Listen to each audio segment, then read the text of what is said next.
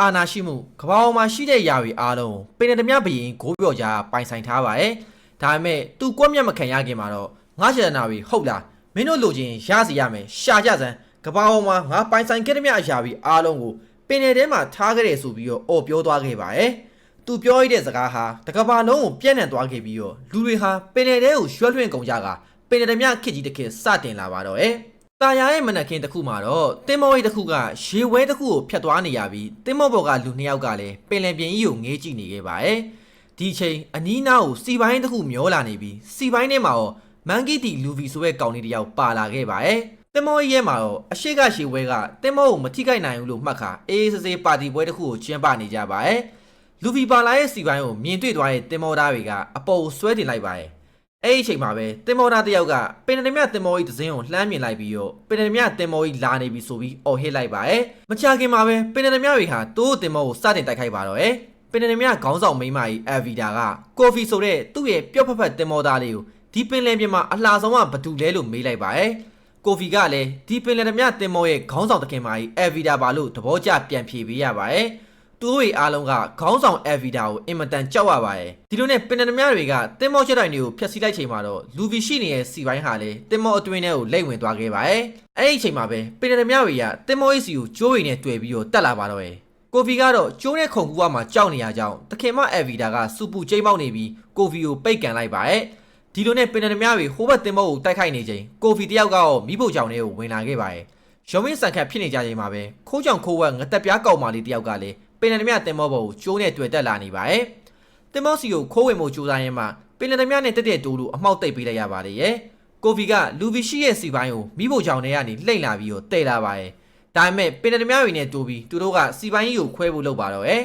ဒီချိန်မှာပဲစီပိုင်းတွေကလူဗီထွက်ပေါ်လာခဲ့ပြီးပင်လယ်မြတွေလည်းလဲကျသွားခဲ့ပါရဲ့လူဗီကဘသူတွေလဲဘာတွေလဲမေးလိုက်တဲ့အချိန်မှာတော့ပင်လယ်မြတွေကမခံလေးစားလုပ်တယ်ဆိုပြီးတော့ဓာတ်နဲ့ပြေးခုတ်ပါတော့ရဲ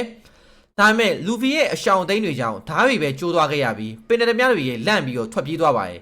ကိုဗီကတော့လူဗီကိုပင်နသမားတွေထပ်မရောက်လာခင်ဒုက္ခရောက်မှာမလို့အမြန်ပြေးခိုင်းနေပေမဲ့ဘာအောင်မှတက်ကီးမဆိုင်တဲ့လူဗီတယောက်ကတော့ဗိုက်စာရဲဆိုပြီးတော့စားစရာလိုက်ရှာနေခဲ့ပါတယ်ဒီလိုနဲ့စတိုကန်တစ်ခုရဲ့ကိုရောက်လာခဲ့ကြပြီးတော့ကိုဗီကတော့ဒီနေရာဟာလူဗီအတွက်အလုံးကျုံဆုံးပဲလို့ပြောနေခဲ့ပါတယ်လူဗီလည်းစတိုကန်ရဲ့တစ်တီးတွေကိုစားနေရင်ကိုဗီအကြောင်းကိုမေးမြန်းလာပါတယ်ကိုဗီရဲ့ပြောကြားချက်အရတနေ့သူငားများဖို့ကမ်းခြေကနေလှေတစည်းကိုစီးလာပေမဲ့တကယ်တမ်းမှာတော့ငားဖမ်းလေမဟုတ်ပဲနဲ့ပင်နေသမျှလှေဖြစ်နေခဲ့တာပ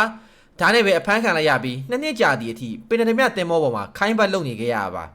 လူဗီကထွက်ပြေးဖို့အကြံပေးပေမဲ့ကိုဗီကတော့ခေါင်းဆောင်အဗီတာကိုအလွန်ကြောက်တာကြောင့်မပြေးရဲခဲ့ပါဘူးတစ်ဖက်မှာလည်းပင်နေသမျှတွေကဟိုဘက်တင်မောပေါ်ကနေပစ္စည်းတွေကိုတင်နေကြချိန်ခိုးချောင်ခိုးဘက်ကောက်မလေးကလည်းပင်နေသမျှတွေရဲ့ပစ္စည်းတွေကိုပြန်လဲခိုးယူနေပါရဲ့လူဗီကကိုဗီလိုကြောက်တဲ့သူတွေကိုသဘောမကျကြောင်ပြောလာပါရဲ့ကိုဗီကတော့လူဗီလိုစီပိုင်းနဲ့ဝင်ပြီးတာထွက်ပြေးဖို့တတိရှိခဲ့မယ်ဆိုသူလှုပ်ချင်တာတခုရှိကြောင်းပြောခဲ့ပါရဲ့လူဗီကလည်းသူ့ရဲ့အိမ်မက်ကပင်နသမားဘရင်တယောက်ဖြစ်လာဖို့ပဲလို့ပြောလာပါရဲ့အယောင်အန်အားတင်သွားတဲ့ကိုဗီကပင်နသမားဆိုရင်အခြားဖွဲ့သားတွေရောဗမာလဲလို့မေးလာပါရဲ့ပင်နသမားဘရင်ဖြစ်လာဖို့ဆိုပင်နသမားဘရင်ဂိုးပြော်ကြထားခဲ့တဲ့ One Piece ရတနာကိုရှာရမှာဖြစ်ပြီးတော့ One Piece ကိုတကဘာလုံးကပင်နသမားတွေရလဲရှာနေကြရပါဒါမဲ့လူဗီကတော့ဖြစ်နေတာတွေကိုဂယူးမဆိုင်ပဲနဲ့သူ့ရဲ့အိမ်မက်အကောင့်ထဲပေါ်လာဖို့တေဒီအထိတိုက်ပွဲဝင်သွားမှာဖြစ်ကြောင်းပြောလိုက်ပါရဲ့ဒီစကားတွေကိုကြားလိုက်ရတဲ့ကိုဗီကသူ့မှာလည်းအိမ်မက်တစ်ခုရှိပြီးရေတက်ထဲဝင်ကပင်နသမားတွေကိုဖမ်းချင်တာဖြစ်ကြောင်းပြောလာပါရဲ့ဒီလိုစကားတွေကောင်းနေကြတော့မှပဲတခင်မာကြီးအဗီဒါရောက်လာပါတော့ရဲ့ပင်နသမားတွေကလူဗီကိုဝိုင်းထားလိုက်ကြပြီးတော့အဗီဒါကကိုဗီကိုပင်နယ်ပြင်မှာဘသူအလှဆုံးလဲလို့ထပ်မေးလိုက်ပါရဲ့ဘာမှမသိတဲ့လူဗီကတော့ဒီရုပ်ဆိုးဆိုးဖတ်တီမာကြီးကဘသူလဲလို့ပြောလိုက်ချိန်မှာတော့ကိုဗီရောပင်နသမားတွေပါထိတ်လန့်ကုန်ကြပါရဲ့ဒေါနာထွက်သွားတဲ့အဗီဒါလည်းလူဗီကိုစတင်ရှမ်းမှုပါရဲ့ပင်နသမားတွေကလည်းလူဗီကိုဝိုင်းတိုက်ခိုက်လာကြအောင်မလို့လူဗီတယောက်ကတော့သူ့ရဲ့ရောဘာစွမ်းကိုစတင်အသုံးပြုရပါပြီအားလုံးကလည်းအံ့အားတင်သွားကြပြီးတော့လူဗီကတော့သူဟာရောဘာလူသားပဲလို့ပြန်ပြောလိုက်ပါရဲ့အဗီဒါကနတ်ဆိုးတတီအစွမ်းကြောင့်ဆိုပါကိုရှိမ့်မိနေခဲ့ပြီးလူဗီကလည်းသူဟာဂိုမွန်နိုမီဆိုရဲ့ရောဘာအတီးကိုစားထားကြောင်းပြန်ပြောလာပါရဲ့နတ်ဆိုးအသီးတွေဟာရုံတန်းပုံမြင်တစ်ခုလိုဖြစ်နေခဲ့ပြီးတကယ်ရှိမှန်းဘယ်သူမှမသိခဲ့ကြပါဘူးအဗီဒါကလူဗီကိုပင်နသမားမုံဆိုးတယောက်လို့ထင်နေပေမဲ့လူဗီကတော့သူ့တဲ့ပင်နသမားပဲလို့ပြန်ဖြေလိုက်ပါရဲ့တစ်ချိန်တည်းမှာပဲခိုးချောင်ခိုးဘက်ကောင်မလေးကတော့ပင်နသမားရဲ့ရှန်နာကိုခိုးထုတ်နေခဲ့ပါပြီကိုဗီကလူဗီပြောခဲ့တဲ့ကိုယ့်အိမ်မက်ကိုကိုယ်တိုင်အကောင့်ထဲပေါ်ထုစစ်ရမယ်ဆိုတဲ့အားပေးစကားတွေကိုပြန်ကြားရောက်လာပါရဲ့ဒါကြောင့်ပဲအဗီဒါကိုပင်နယ်ပြင်မှာရုပ်အစိုးဆုံးဖတ်တီမာကြီးလို့အော်ပြောလိုက်ပြီးတော့ရှေတသားလောက်ကပင်နယ်သမားတွေကိုလိုက်ဖမ်းတော့မယ်လို့ပြောချလိုက်ပါတော့ရဲ့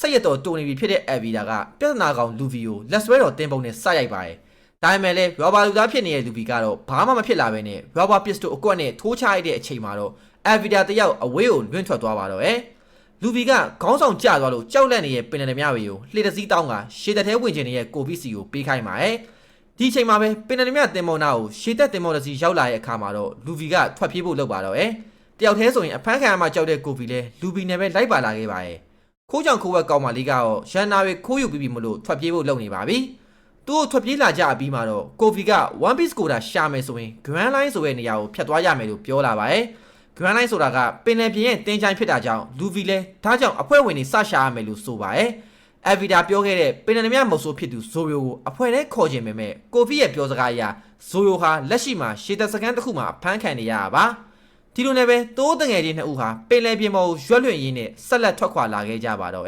။ဂျာကတော့ One Piece ရဲ့အပိုင်း1ဖြစ်ပြီးတော့အပိုင်း2ကိုကျွန်တော်ဆက်တင်ပေးတော့ပါမယ်။ Like follow subscribe လေးလုပ်ပြီးတော့ comment တစ်ခုမှတ်ပေးခဲ့ကြပါအောင်။ share ပေးခဲ့ကြပါအောင်ကျေးဇူးအများကြီးတင်ပါတယ်ကျွန်တော်ကတော့စက်မှတ်ပါပင်လယ်သမားမာကြီး Avida ကိုအနိုင်ယူနိုင်ခဲ့တဲ့ Luffy